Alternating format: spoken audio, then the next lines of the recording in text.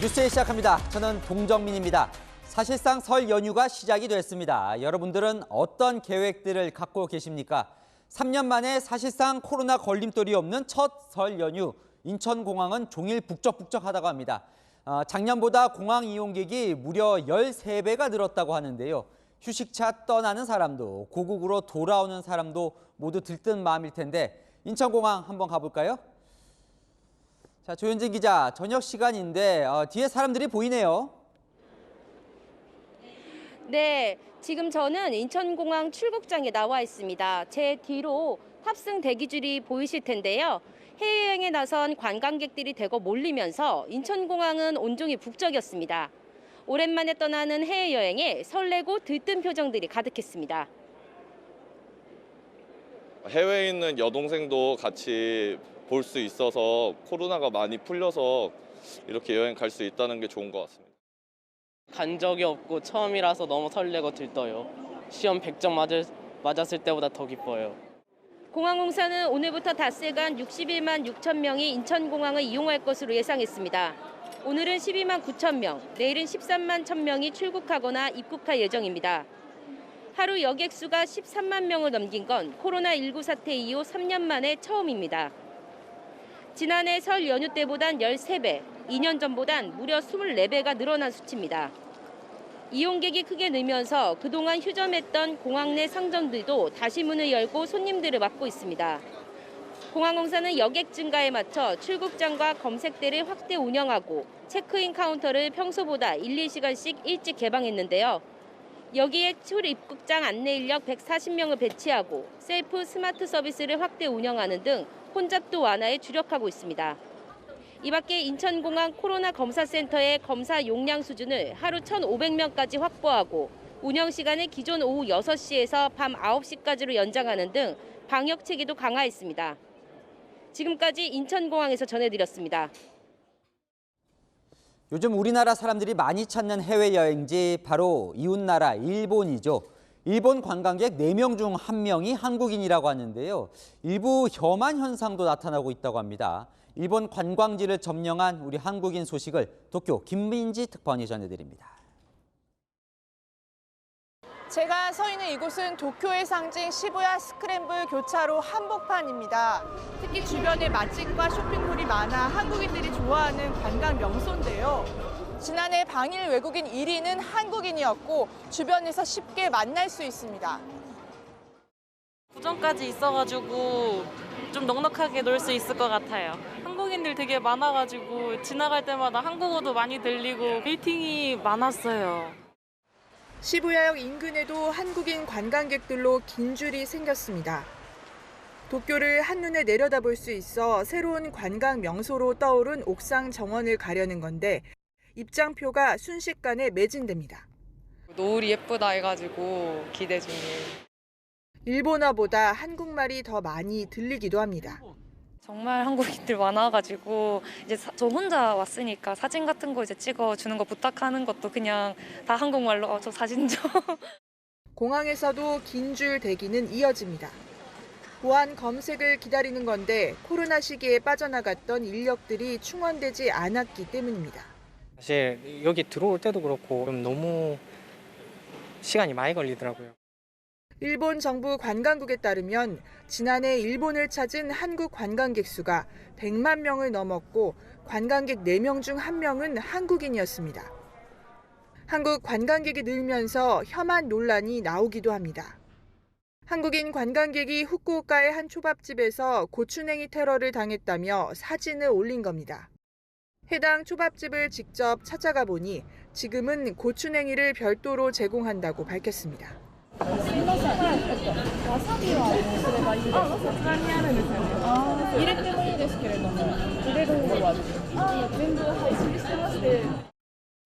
엔저 현상까지 더해지면서 한국인들의 일본 관광은 더욱 늘어날 것으로 보입니다. 도쿄에서 채널A 뉴스 김민지입니다. 벌써 많이 추워졌던데요. 이번 설 연휴 어디 계시든 날씨 잘 보셔야 할 것 같습니다. 영하 17도 최강 한파에 강풍까지 몰아친다는데 특히 다음 주 초 귀경길이 걱정입니다. 권솔 기자입니다. 귀성길 공항을 찾은 사람들, 명절 셀 준비에 잔뜩 짐을 싸들고 길을 나섰습니다. 비행기 타고 제주도 가요. 할머니, 할아버지 댁 가서 너무 신나고 재밌어요. 그런데 돌아오는 길을 생각하면 벌써부터 막막합니다. 설 연휴 내내 눈, 비, 강풍까지 악천후가 몰려있기 때문입니다.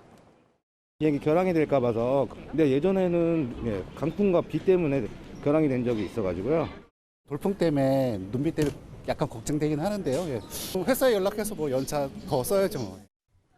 당장 내일부터 영하 10도의 한파가 시작돼 연휴 마지막 날인 화요일은 서울 기온 영하 17도까지 곤두박질 치겠습니다. 올겨울 최강 한파입니다.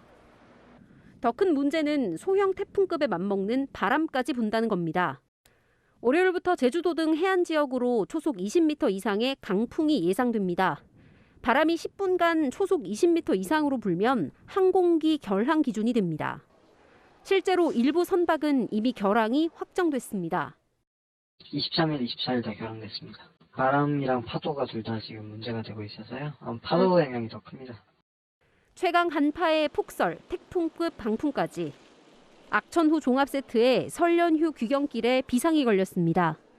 채널A 뉴스 권솔입니다. 장애인단체가 지하철 탑승 시위를 다시 시작했습니다. 오세훈 서울시장과의 단독 면담이 이루어지지 않자 16일 만에 재개한 건데요. 이 전동차가 30분 멈춰서고 무정차 통과에 귀성길에 오르려던 시민들마저 발이 묶였습니다. 남영주 기자입니다. 휠체어에 탄 장애인이 지하철에 타려 합니다. 경찰과 서울교통공사 직원들이 출입문을 막고 제지합니다. 장애인들은 스크린 도어를 손으로 두드립니다. 전국 장애인 차별 철폐연대가 서울 지하철 4호선 삼각지역에서 지하철 탑승 시위에 나선 건 오늘 오후 3시 50분쯤. 장애인 이동권을 보장하라며 열차 출입문과 승강장 사이에 드러눕기도 했습니다. 지하철 좀 태워주세요. 장애인도 시민입니다. 탑승 시위 여파로 4호선 전동차가 삼각지역에서 30분 가까이 멈춰섰고 그 여파로 후속 열차들도 줄줄이 지연됐습니다. 열차 운행이 재개된 뒤에도 탑승 시위 우려 때문에 열차가 약 40분 동안 무정차 통과했습니다. 교통공사가 대체 버스를 급히 마련했지만 설 연휴를 앞두고 서울역 등으로 향하던 귀성길 시민들이 불편을 겪었습니다.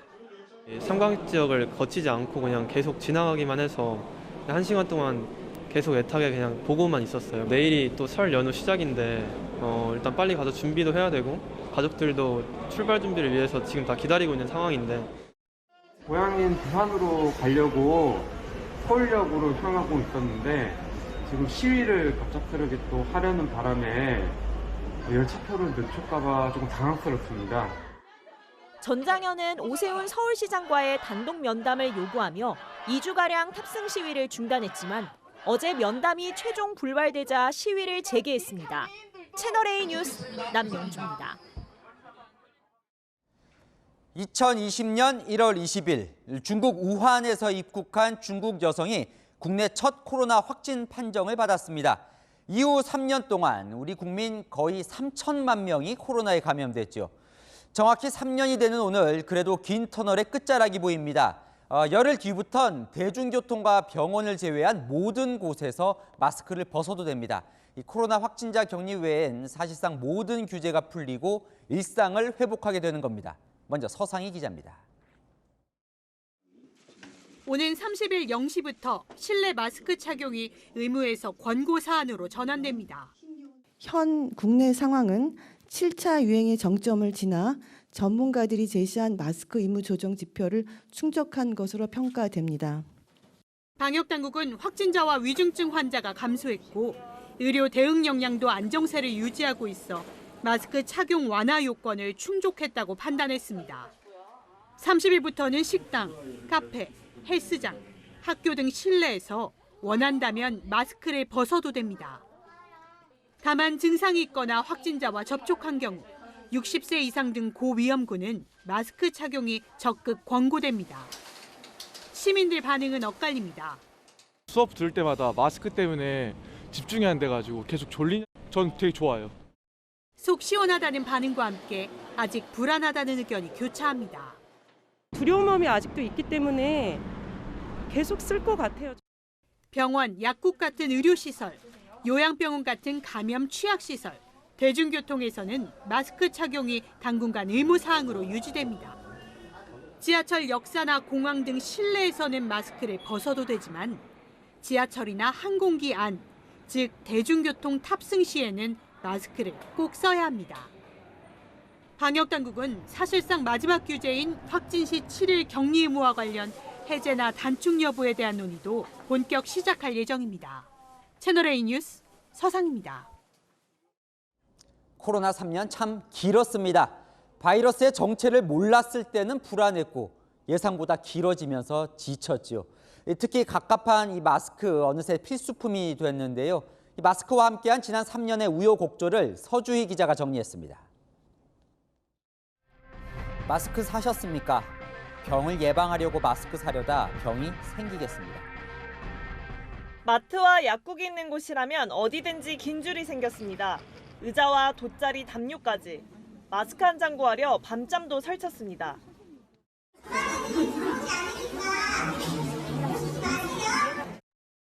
어딜 가든 매대는 텅 비어 있고 마스크를 찾아 헤매는 소위 마스크 낭인들도 등장했습니다. 어저께 한 5군데 갔어요. 삼성계 약국하고 도남동 약국하고 한 바퀴 돌았어요. 일주일 계속 못 사는 거 아니에요. 생산을 독려해도 물량이 턱없이 부족하자 급기야 오부제까지 등장했습니다. 오늘이 아니에요. 아버님은 목요일에 오셔야 됩니다. 이 와중에 일부 비양심 판매자들은 사재기에 나서면서 수사기관이 나서기도 했습니다. 경찰은 이번에 확보된 마스크를 식약처를 통해 조속히 시중에 풀기로 했습니다. 사건 사고도 끊이지 않았습니다. 마스크를 쓰라는 권유에 공공장소에서 난동을 부리는가 하면 마스크를 쓰라고 했다고 택시기사를 폭행하는 사건이 심심치 않게 벌어졌습니다. 운전수 문을 당기면서 죽여버린다고, 너 빨리 내리라고, 야 내려서 죽여버릴 거야. 마스크 의무화 시행 3년간 단속 건수는 30만 건이 넘고 이 중 2,500건의 과태료가 부과됐습니다. 3년 만에 풀린 마스크 착용 의무. 마스크를 둘러싼 우여곡절도 이제 역사의 한 페이지로만 남게 됐습니다. 채널A 뉴스 서주입니다. 네, 서울 강남구 구룡마을에서 오늘 새벽 큰 불이 났습니다. 다행히 인명 피해는 없었지만 주민 500명이 대피해야 했고요. 주택 60가구가 불에 탔습니다. 김정근 기자입니다. 시뻘건 불길이 판잣집들을 집어삼킵니다. 거대한 연기 기둥은 대모산을 향해 번져 나갑니다. 주민 대피 상황을 확인하는 소방관의 목소리는 다급하게 울려 퍼집니다. 서울의 마지막 판자촌으로 불리는 개포동 구룡마을에서 불이 났다는 신고가 들어온 건 오늘 오전 6시 27분쯤. 전체 마을 주민 980여 명 가운데 500명이 대피했고 다행히 인명피해는 없었습니다. 주민들은 불이 났다는 소리에 잠도 덜 깬 채 밖으로 뛰쳐나왔습니다. 바로 옆집에 계신 분이 그 인지를 하고 집집마다 부금을 두드렸지. 그 뒤로 이제 소방차가 좀 바로 왔고 주민들을 일단 대피시는 게 우선이었어. 구룡마을 4지구에서 시작된 불은 30분 만에 인근 5지구로 옮겨 붙으며 커졌습니다. 소방당국은 대응 2단계를 발령해 진압에 나섰고 5시간 20분 만에 불을 완전히 껐습니다. 화재는 4지구에서 발생하였습니다. 소방대 및 분부대를 총동원해서 이렇게 뺑 둘러서서 산화로 연소 확대되는 것을 총력 저지하였습니다. 주택 60세대가 불에 탔고 주로 4지구에 집중됐습니다. 구룡마을은 화재에 취약한 무허가 건축물들이 밀집해 있는 곳. 산 아래 자리 잡다 보니 불이 날 경우 대형 화재로 이어질 위험이 높습니다. 지난해 3월에도 마을 점포에서 난 불이 산불로 번져 5시간 만에 진화됐습니다. 소방당국은 경찰과 함께 자세한 화재 원인을 조사하고 있습니다. 채널A 뉴스 김정근입니다. 네, 지난해에도 불이 난 구룡마을은 유독 화재에 취약합니다. 곳곳에 단열재가 일명 떡솜이라 불리는 손뭉치로 돼 있어서 그런 겁니다. 이렇게 설 직전에 화재 피해를 당한 집주인들은 그저 한숨만 나옵니다. 김지은 기자가 취재했습니다. 잿더미가 되어 폭삭 주저앉은 판잣집 사이로 소방관들이 혹시 불씨가 남았을까 연신 물을 뿌립니다. 냉장고는 검게 탔고 가재도구들은 뼈대만 앙상하게 남았습니다. 문을 뚫고 부랴부랴만 그 사람이 외치더라고. 바로 우리 집 맞은편인데 나와봤더니 진짜 그 집에 불이 다 붙어 있는 거야. 그 나는 또 그래 불 끌 욕심으로 수화기 그래서 4개를 터뜨렸나. 막 4개를 터뜨리고 오니까 그냥 그걸로서는 감당이 불감당이야. 이제 불이 번지니까는. 무허가 가건물에 모여 살던 주민들이 설 연휴를 하루 앞두고 변을 당한 겁니다. 완전히 다 터뜨렸어요. 명절 앞두고 이제 가족들 만나야 되는데 마음이 좀 많이 무겁고. 집이 모두 타거나 전기가 끊어진 44세대 60명 남짓은 구청이 임시로 마련한 인근 호텔에 머물고 있습니다. 일단은 몸을 피한 게 아니라 또 불을 꺼야 될 거 아니야. 그래서 수화기로 이제 불 끄다. 그래서 나는 옷도 하나도 못 건지고. 구룡마을의 집들은 무허가 가건물들로 추위를 피하기 위해 유리섬유로 만들어진 저렴한 단열재를 사용하고 있습니다. 구룡마을 곳곳의 집들에는 이른바 떡솜이라고 불리는 단열재로 뒤덮여 있는데요. 손뭉치로 돼 있다 보니 불이 쉽게 붙고 번질 수밖에 없습니다. 집들이 다닥다닥 붙어 있고 LPG통과 연탄, 전선이 얽혀 불이 나면 진화가 쉽지 않습니다. 서울시가 지난 2011년 정비 방안을 내놨지만 보상과 개발 방식을 두고 무허가 주민과 토지주, 시와 강남구 의견이 부딪혀 속도를 내지 못하고 있습니다. 채널A 뉴스 김지윤입니다. 여야 지도부는 일제히 구룡마을을 찾았습니다. 설 연휴를 앞두고 민생을 챙긴 건데 이 설 민심을 잡으려는 여론전은 어느 때보다 치열했습니다. 유지은 기자입니다. 국민의힘 지도부는 예정된 서울역 귀성 인사 일정을 취소하고 구룡마을을 찾았습니다. 새 및 명절 앞두고 소외된 우리 이웃들이 더 잘 보살핌을 받아야 되는데 빨리 치유되고 아무튼 회복될 수 있도록 아무튼 모든 노력을 아끼지 않겠습니다. 같은 시각 민주당 지도부는 용산역을 찾아 귀성객들에게 인사를 전했습니다. 잘 다녀오십시오. 네, 다녀오세요.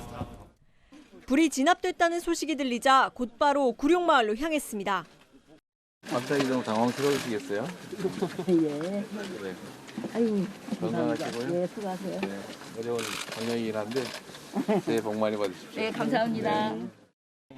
여야 지도부는 SNS에 설날 인사 영상을 나란히 올렸는데 설 밥상머리 민심을 잡기 위한 치열한 여론전도 펼쳤습니다. 이재명 대표는 정적 제거라는 정치 프레임으로 본인의 부정비리 의혹을 덮고 넘어가려는 문재인 정부에서 간첩단 수사를 막거나 방치한 것이 사실이라면 이는 명백한 이적 행위입니다. 대통령이 직접 당무에 개입하면서 당권 다툼도 날이 갈수록 가관입니다. 국회 망언으로 한국-이란 양국 관계가 냉랭해지고 있습니다. 순방 중인 윤석열 대통령은 현지에서 설 연휴 기간 안전 관리를 철저히 하라고 지시했습니다. 채널A 뉴스 유주은입니다. 네, 연금 개혁. 이 저출산과 고령화 국가인 프랑스 그리고 우리나라의 공통 숙제입니다. 이미 프랑스 정부는 2년 늦춰서 받는 개혁안을 추진 중이죠. 하지만 반대 여론이 거셉니다. 프랑스 전역에서 파업과 시위로 100만이 넘는 시민이 거리로 나왔습니다. 파리에서 조은아 특파원입니다. 시위대가 경찰을 향해 평화는 폭발음과 함께 화염병을 던지고 화약을 터뜨립니다. 경찰들도 시위대를 체포하며 진압에 나섭니다. 프랑스 8개 노조가 이끈 연대 총파업과 시위에 전국 곳곳에서 110만 명이 넘게 참여했습니다. 노조원들이 모여 시위를 벌이고 있는 레퓨블리크 광장입니다. 주변 상점들은 폭력 사태에 대비해 문을 굳게 닫았습니다. 시위대는 프랑스 정부가 연금 받는 나이를 현행 62세에서 64세로 늦추는 안을 발표한 것에 반발하고 있습니다. Donc concernant la retraite, oui, c'est tout à fait injuste. Comme moi, par exemple, vous voyez, moi je suis en fin de carrière et on me dit il faut que tu fasses 2 ans de plus. C'est pour notre futur, notre avenir. Donc aujourd'hui, on est dans la rue pour défendre et avec les collègues, avec tout le monde, les mouvements, pour défendre nos droits et puis la retraite pour pouvoir avoir. 10대 학생들도 시위대에 힘을 실었습니다. Puis les jeunes, on sera les premiers impactés aussi. Trouver du boulot quand on garde de plus en plus les places, ça veut dire plus de chômage pour nous. Donc je pense que tout le monde doit se sentir concerné. 노조원들이 시위에 참여하면서 지하철과 기차가 상당 부분 멈춰섰고 비행기 운항도 일부 취소됐습니다. 하지만 프랑스 정부는 연금 재정 적자가 예상되는 만큼 개혁이 불가피하다는 입장입니다. Des moments où vous avez de moins en moins d'actifs et de plus en plus de retraités, si vous voulez que le pacte entre les générations soit juste, il faut procéder à cette réforme. 노조들은 오는 31일에도 파업을 예고해 정부의 개혁안은 한동안 진통을 겪을 것으로 보입니다. 파리에서 채널A 뉴스 조은아입니다. 네, 우리나라 국민연금 기금이 바닥나는 시점은 2057년입니다. 역시 연금 개혁은 미룰 수 없는 시급한 과제로 현재 국회에선 3가지 방향으로 논의 중입니다. 이어서 홍지은 기자입니다. 국민연금 개혁은 제가 들어와 있는 이 회의실에서 최종 결정됩니다. 4월 말까지 국회 연금개혁특위 자체안을 확정할 예정인데요. 크게 3가지 방향으로 논의 중입니다. 더 늦게 받는 안, 더 많이 내는 안, 더 많이 받는 안. 좀 더 자세히 알아보겠습니다. 현재 만 62세부터 받는 국민연금 수령 시기가 차차 65세로 늦춰지는데 이를 67세로 더 늦추는 안을 국회 특위 자문안이 검토 중입니다. 현재 소득의 9%를 내는 보험료를 12에서 15%로 더 많이 내는 안도 포함돼 있습니다. 대신 연금을 돌려받을 때 현재 소득의 40% 수준에서 최대 50%까지 늘려 더 많이 받는 안도 논의 중입니다. 2018년 추계에 따르면 국민연금 기금은 2057년 완전 고갈될 것으로 전망됩니다. 고갈 시기를 늦추기 위해 더 많이 내는 안에는 여야가 공감대를 갖고 있습니다. 다만 여론을 의식해 더 늦게 받는 것에는 여야가 신중한 반응이고 더 받는 건 야당은 적극적이지만 여당은 신중합니다. 재정 추계에서 언제까지 이게 보험이 안정적으로 갈 것이냐 하는 걸 설계를 해봐야 되죠. 조금 더 부담을 하더라도 더 많이 보장받을 수 있는 연금 제도로 가야 된다. 국회 연금개혁특위와 별도로 정부도 오는 10월 자체 개혁안을 국회에 제출할 예정입니다. 채널A 뉴스 홍지은입니다. 윤석열 대통령이 아랍에미리트와 스위스 순방 일정을 끝내고 귀국합니다. 한국 대통령으로는 9년 만에 참석한 이 다보스 포럼에서 한국이 반도체와 원전 핵심 파트너가 되겠다고 밝혔는데요. 6박 8일 세일즈 외교의 마지막 날 소식을 노은지 기자가 보도합니다. 한국 대통령으로는 9년 만에 다보스 포럼 특별연설 자리에 선 윤석열 대통령이 꺼내든 화두는 반도체와 원전이었습니다. 우리가 기술에 좀 앞선 부분에 대해서는 다양한 이런 협력 사업을 통해서 반도체 공급망이 원활하게 작동하도록 노력할 생각입니다. 기후위기 극복을 위해 원전을 늘려야 한다며 탄소 중립을 목표로 하는 국가들과 원전 기술도 공유하겠다고 했습니다. 한동안 또 탈원전이라고 해서 원자력을 감축하려는 시도가 몇 년간 지속되어 온 탓에 원전의 이런 생태계들도 많이 힘들어졌습니다. 이어 노벨상 22명을 배출한 취리히 연방공대를 찾아 석학들과 과학기술 방안을 논의했습니다. 대규모 경제사절단과 세일즈 외교를 함께한 윤석열 대통령은 앞으로 순방에도 가급적 경제인들과 동행하겠다는 뜻을 밝혔습니다. 이번 순방 기간 대통령은 아랍에미리트로부터 37조 원, 스위스에서도 글로벌 기업들로부터 1조 원 가까운 투자를 약속받았습니다. 자신을 대한민국 1호 영업사원이라고 소개하며 적극적인 투자 유치에 나섰던 윤 대통령은 6박 8일간의 일정을 마치고 오늘 귀국길에 오릅니다. 취리히에서 채널A 뉴스 노은지입니다. 한일 관계가 풀리나 했더니 또 일본이 찬물을 끼얹었습니다. 조선인 강제징용의 현장인 사도광산을 세계문화유산 등재에 또 신청한 건데요. 우리 외교부는 공식 항의했습니다. 김재혁 기자입니다. 외교부 청사를 찾은 나미오카 주한일본 대사관 경제공사가 우리 정부의 초치를 받고 굳은 표정으로 엘리베이터를 탑니다. 일본이 일제강점기 조선인 강제노역 현장인 니가타현 사도광산의 유네스코 세계문화유산 등재 재추진에 우리 정부가 공식 항의한 겁니다. 일본은 지난해 유네스코 측으로부터 추천서가 미비하다고 지적을 받자 이를 보완해 어제 다시 제출했습니다. 기시다 후미오 일본 총리는 최근 프랑스 순방 중 유네스코 사무총장을 예방하는 등 사전 작업도 펼쳤습니다. 岸田総理からは佐渡の金山についても取り上げましたが、先方の反応も含めこれ以上の詳細については外交上のやり取りであり差し控えたいと思います。 일본은 문화유산의 대상 기간을 일제강점기를 뺀 16세기부터 19세기 중반까지로 해 역사 왜곡 비판을 받고 있습니다. もちろん韓国には独自のこの意見があるということは承知をしています。だからこそ冷静で丁寧な議論、対話を行っていきたいと考えております。 우리 외교부는 일본 정부가 2015년 군함도에 이어 사도광산까지 등재를 재추진한다며 유감을 표명했습니다. 한일 외교가 안팎에서는 최근 우리 정부가 강제징용 해법 마련에 속도를 내고 있는 상황에서 한일 관계 개선에 찬물을 끼얹은 것 아니냐는 우려가 나타나고 있습니다. 채널A 뉴스 김재혁입니다. 한국에서 미국 전술핵 배치 언급이 나올 때마다 미국은 한 목소리로 금기어처럼 부인을 해왔었는데요. 조금씩 분위기가 달라지고 있습니다. 바이든 정부에 영향을 줄 수 있는 미국 싱크탱크에서 한국의 전술핵 배치 이야기들이 흘러나오고 있는 건데요. 워싱턴 이은우 특파원이 보도합니다.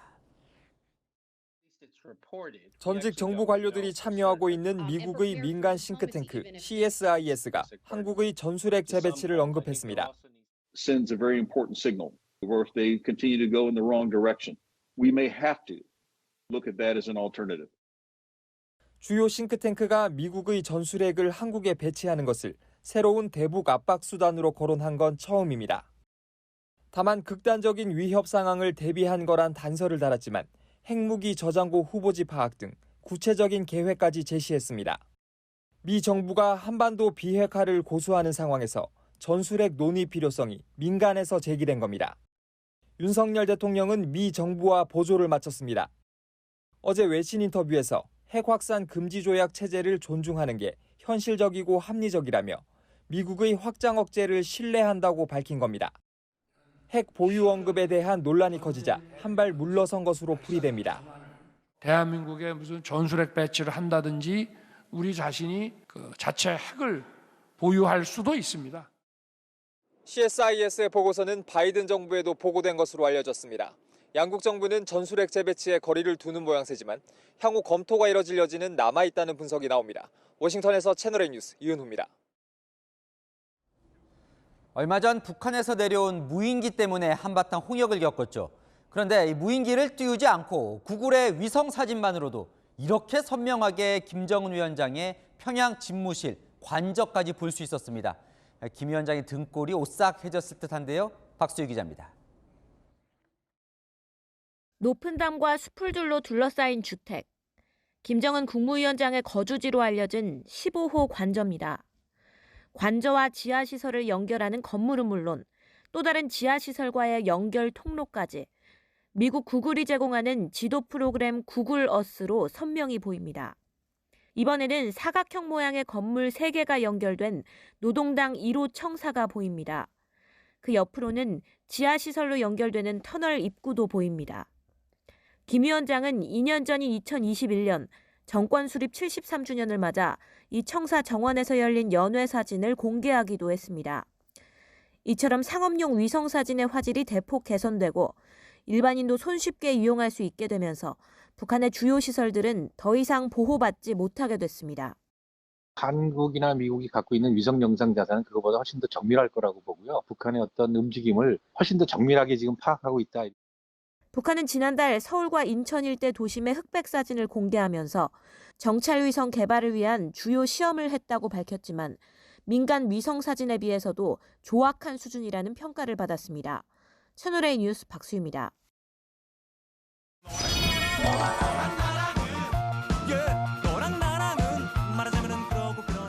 열한야랑 정치부 김민지 기자와 함께합니다. 첫 번째 주제 보겠습니다. 안철수 의원은 누구에게 설 인사를 갔을까요? 네. 이명박 전 대통령입니다. 안 의원은 오늘 오후에 서울 논현동에 있는 이 전 대통령 사저에 갔는데요. 안 의원은 그동안 고초도 많으시고 건강도 나빠지셨으니 인사드리는 게 도리라고 했습니다. 지금 사저에 들어가는 모습인 것 같은데 손에 뭐가 들려져 있네요. 네, 선물인데 벌꿀이라고 합니다. 당뇨가 있는 이 전 대통령의 건강을 생각해서 골랐다고 합니다. 두 사람은요, 약 50분간 대화를 나눴는데 이 전 대통령이 이런 당부를 했다고 하네요. 분열의 양상을 보이는 것을 굉장히 우려하십니다. 그래서 당이 분열되지 말고 그리고 특히 전당대회가 끝나더라도 하나로 합치는 그런 모습을 보이면 좋겠다. 안철수 의원은요, 2017년 대선 출마했을 때 이명박 전 대통령과 좀 비슷하다고 공격도 받았던 것 같은데요. 맞습니다. 기업가 출신인데다가 서울에서 정치했다는 점이 공통점이죠. 제가 MB의 아바타입니까? 어떻게 생각하십니까? 한간에 그런 말도 있죠. 이 전 대통령 오늘은 덕담을 해줬다는데요. 내년에 총선도 수도권에서 이겨야 총선 승리가 가능하다. 안철수 후보가 그런 면에서 좋다. 그런 말씀을 좀 하셨죠. 안 의원은 과거 MB정부 인사가 윤석열 정부의 많은 점을 고려해서 윤심을 노린 방문이라는 해석도 나옵니다. 한편 안 의원과 당권을 놓고 경쟁하고 있는 나경원 전 의원은 해외 순방에서 곧 올라올 윤석열 대통령에게 공개 사과를 했습니다. 입장문에서 저에 대한 해임 결정이 대통령님 본의가 아닐 것이라 말씀드린 건 제 불찰이라면서 윤 대통령님께 깊이 사과드린다고 했는데요. 윤 대통령 귀국 후 출마 선언을 위한 수순밟기라는 해석도 나옵니다. 네, 다음 주제 보겠습니다. 자, 대통령과 이재용 삼성전자 회장이 절반을 함께 했습니까? 네, 윤 대통령이 6박 8일에 이 순방을 마치고 곧 순방길에 오르죠. 15개의 일정 중 8개, 그러니까 절반 넘게 이 회장과 함께 했습니다. 네, 많긴 했어요. 재벌 총수가 많이들 갔습니다. 네. 정의선 현대차그룹 회장, 최태원 SK그룹 회장 등 6개 그룹 총수가 경제사절단 자격으로 함께 했는데요. 이들도 대통령과 동행을 하면서 경제 외교관 역할을 톡톡히 했습니다. 네, 아랍에미리트 지금 모습은 바라카 원전 때 모습이네요. 맞습니다. 바라카 원전의 시공사가 삼성물산과 현대건설이거든요. 현장에서 이 회장이 만수르 부총리와 이야기를 나누는 모습도 포착됐죠. 또 스위스에서 글로벌 CEO들이 모였을 때 이재용 회장이 윤석열 대통령에게 퀄컴 CEO를 직접 소개하기도 했습니다. 저 순방 중에 총수들의 농담이 또 화제가 되던데요. 맞습니다. 다보스에서 열린 기업인들의 교류 행사 장면도 함께 보시죠.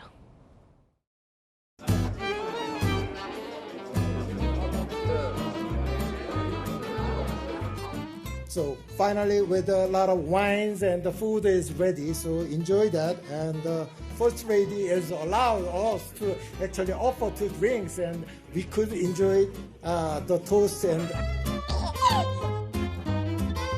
아부다비에서 오랜만에 봤더니 다 캐논이더라고요. 그래서 내가 물어봤어. 동영상이 안 돼서 다 캐논만 쓴다. 맞습니다. 내가 직업병이 있어서 나 사실 다 찍는데 카메라가 보니까 다 캐논 가지고 소니. 삼성전자는 성과를 크게 내지 못하자 2017년에 카메라 생산과 판매를 중단했는데요. 이 회장은 이 캐논 농담이 화제가 되자 니콘이 섭섭해하겠다면서 재차 또 농담을 한 것으로 전해졌습니다. 네, 뭐 기업들에게 도움이 된다면 함께 순방 가는 것도 괜찮은 것 같습니다. 네, 주제 하나 더 보겠습니다. 치킨은 반반인데 이 반반 현수막은 뭡니까? 여당 반, 야당 반인 현수막이 등장했습니다. 과천시의원 초선 4명이 설맞이 현수막으로 만든 건데요. 오, 왼쪽엔 국민의힘, 오른쪽에 민주당. 정말 반반이네요. 맞습니다. 과천 시민을 위해 한마음으로 뛰겠다는 문구가 인상적인 여야 반반 현수막 어떻게 생겨났을까요? 현안이 있을 때 막 정치적으로 뭐 대립하거나 이러지 말고 항상 대화로서 먼저 풀고 소통을 하자. 그러다 보니까 함께 걸었으면 좋겠다. 신선한데요? 싸우는 내용이 현수막이 대부분인데. 그렇죠. 물론 치열하게 싸우기도 하지만요. 특위 활동을 할 때는 함께 밤샘 공부도 하면서 돈독하게 지낸다고 합니다. 또 정치는 이렇게 해야 된다, 기분 좋게 잘 봤다 이런 칭찬과 응원에 얼떨떨하다고 하네요. 이게 이렇게 화제가 될 정도면 그동안 국민들이 얼마나 이 정치에 대해서 쟤네는 맨날 싸우는 사람들 이렇게 생각했을까. 사실 이게 특별한 일이 아니어야 되는데. 지금은 이런 게 특별한 일로 뉴스가 되지만 앞으로는 사이좋은 여야의 모습을 보는 게 평범한 일이 됐으면 좋겠습니다. 네, 간만에 훈훈한 여랑야랑이었습니다. 네, 다음 소식입니다. 영화배우 윤정희 씨가 파리에서 세상을 떠났습니다. 생전 마지막 인터뷰를 파리 특파원 시절에 제가 했었는데요. 윤정희 씨는 당시에 남편 백건우와 함께 평생 꿈속에서 살고 있다면서 아름답게 여생을 보내고 싶다고 했었습니다. 피아니스트죠. 남편 백건우는 오늘 아내가 딸의 바이올린 소리를 들으며 꿈꾸듯 세상을 떠났다고 전했습니다. 한편의 영화 같았던 고인의 인생을 구자준 기자가 돌아봤습니다. 그 갈등과 고뇌를 이기지 못하면 하느님을 욕하게 된다고요. 남정임, 문희와 함께 트로이카로 불리며 60, 70년대를 풍미했던 영화배우 윤정희. 1967년 청춘극장으로 데뷔해 대종상 영화제 신인상 등을 휩쓸며 영화계의 혜성처럼 등장했습니다. 당시로선 드물게 다양한 역할에 도전한 여배우로 평가됐습니다. 1967년부터 2010년까지 43년간 280편의 영화에 출연하며 각종 영화제에서 13번의 여우주연상을 받았습니다. 한국 영화의 한 획을 그은 그녀가 프랑스 파리에서 눈을 감은 건 현지 시각 어제 오후 5시. 남편 피아니스트 백건우 씨는 고인이 딸인 바이올리니스트 백진희 씨의 연주를 들으며 꿈꾸듯 편안한 얼굴로 세상을 떠났다고 밝혔습니다. 고인은 10년 넘게 알츠하이머를 앓아왔습니다. 마지막 작품인 2010년 영화 시에서 알츠하이머 환자를 연기했던 즈음부터 증세가 시작된 걸로 전해졌습니다. 지난 2018년 채널A와 파리에서 만난 고인은 투병 중에도 밝은 모습이었습니다. 카메라를 위해서 좀 천천히 가. 연기에 대한 열정도 그대로였습니다. 지금도 네. 좋은 역할, 좋은 스토리면은 당장 하는 거죠. 고인의 동생들이 남편 백건우 씨가 고인을 방치한다는 의혹을 제기한 바 있지만 프랑스와 한국 법원 모두 근거 없는 주장이라며 받아들이지 않았습니다. 마지막까지 남편과 아름답게 살고 싶다던 영화배우 윤정희. 서로 존경하면서 사랑을 나누면서 아름답게 살고 싶어요. 생전 고인의 뜻에 따라 장례는 파리에서 가족장으로 조용히 치러질 예정입니다. 채널A 뉴스 구자준입니다. 9년 동안이나 대중교통 아닌 일반 차량은 다닐 수 없던 곳, 서울 신촌 대학가인 연세로입니다. 그런데 오늘부터 한시적이지만 일반 차량도 다닐 수 있도록 했습니다. 어떻게 달라졌을까요? 김민환 기자가 다녀왔습니다. 서울 유일의 대중교통 전용 지구였던 연세로. 여름철 물총축제와 주말 공연으로 가득했던 길이 달라졌습니다. 지난 9년 동안 이곳 연세로에는 버스만 통행할 수 있었는데요. 오늘부터는 이렇게 일반 차량들도 다닐 수 있도록 제한이 풀렸습니다. 침체된 상권을 살리겠다는 게 가장 큰 이유입니다. 실제 거리를 둘러보니 비어있는 가게들이 보입니다. 신촌 상권의 3년 생존율은 50%에 그쳐 다른 대학 상권보다 낮습니다. 서대문구는 주말과 공휴일 시간당 1,000원대 요금으로 연세대 주차장을 이용할 수 있도록 하는 등 유인책도 내놨습니다. 차량 통행이 재개되면서 상인들은 상권 활성화에 대한 기대가 큽니다. 일단 숨통은 놓였죠. 신촌에 있는 공실들이 조금 해소되지 않을까 싶습니다. 일부 학생들과 시민단체의 반대 목소리도 여전합니다. 연세로 차량 통행 규탄한다! 연세로 지켜내자! 차 없는 거리 해제에 반대한다는 현수막이 내걸렸고 보행권 침해를 규탄하는 집회도 열렸습니다. 도로를 건널 때도 사실 건널목이 횡단보도가 많이 있지는 않아서 원래는 자유롭게 이제 길을 가로지를 수 있었는데 이제는 그런 면에서 조금 불편해질 수 있지 않을까 싶습니다. 서울시는 통행 제한 해제 이후 상점 매출과 유동인구 변화 등을 조사해 오는 9월 대중교통 전용지구 해제 여부를 최종 결정합니다. 차량 통행을 놓고 보행권과 생존권을 주장하는 양측 간의 갈등은 한동안 이어질 전망입니다. 채널A 뉴스 김민환입니다. 서민들이 40년 가까이 즐겨 찾았던 서울 마장동 먹자골목이 이제 사라집니다. 근처 건물로 터를 옮겨서 노량진 수산시장처럼 탈바꿈할 예정입니다. 백승우 기자입니다.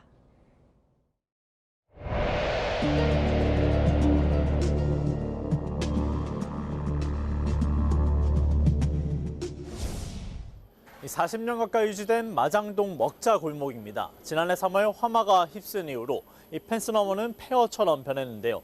10개월이 지난 지금 현재까지도 복구도 그렇다고 철거도 되지 못하고 있습니다. 잿더미로 변한 가게의 주인은 이미 생계를 접고 떠났고 화재를 피한 곳도 장사는 하고 있지만 예전 같지 않습니다. 손님들이 여기가 불난 줄 알고 지금은 여기 장사 안 한다고 물어보고 전화 오고 오는 손님들이 많아요. 축산시장 옆이라 고기가 싸고 싱싱한 데다 유쾌한 냉면 등 서비스도 푸짐해 서민들이 즐겨 찾았던 마장동 먹자골목. 지난해 큰 불이 난 뒤 상황이 변했습니다. 인근 주민들이 안전 문제 등 불편을 호소하며 이번 기회에 골목 전체를 철거하라고 민원을 쏟아낸 겁니다. 88 서울올림픽 당시 도축장 정비를 하며 들어선 무허가 건물들이기 때문입니다. 결국 마장동 먹자골목이 인근 서울시 소유의 주차장 복합 건물로 통째로 이전됩니다.